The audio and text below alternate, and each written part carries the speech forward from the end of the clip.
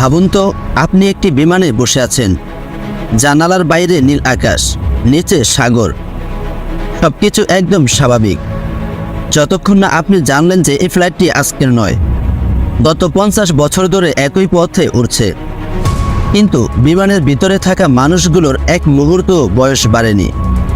আজকের ভিডিওতে আমরা জানব ইতিহাসের সবচেয়ে রহস্যময় বিমানের ঘটনা, প্যান আমেরিকান ফ্লাইট 914।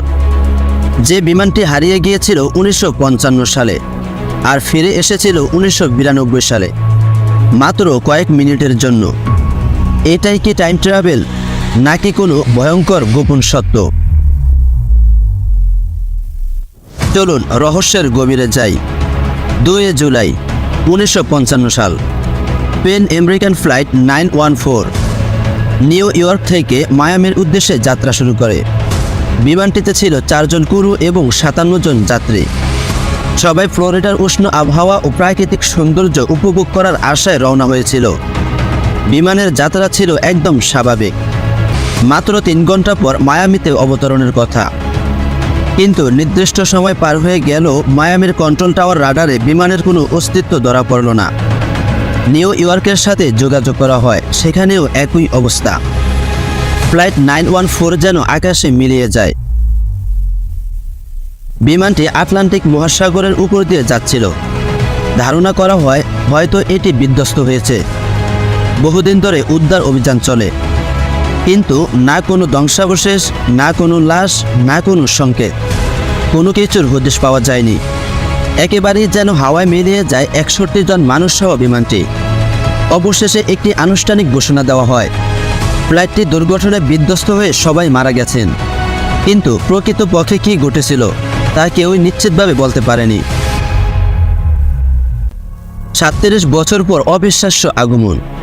সময়টা 9 সেপ্টেম্বর 1992 সাল। স্থান ভেনেজুয়েলার কারাকাস আন্তর্জাতিক বিমানবন্দর। হঠাৎ কন্ট্রোল টাওয়ারের রাডারে একটি অচেনা বিমান ধরা পড়ে। This is pan American flight 914 requesting permission to land.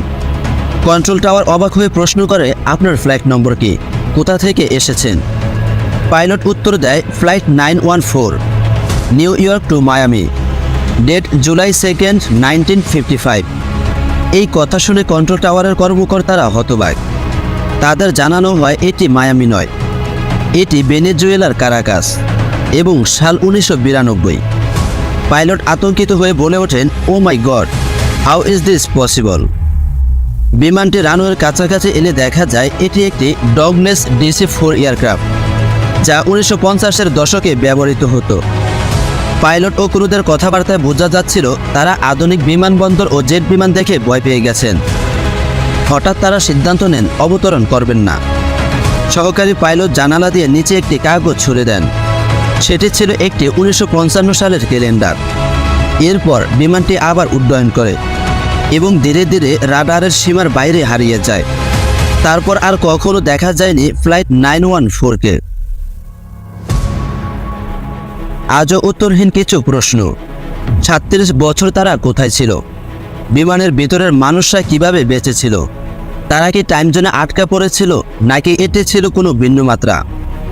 কিন্তু সরকারিভাবে আজও এই ঘটনার কোনো ব্যাখ্যা দেওয়া হয়নি।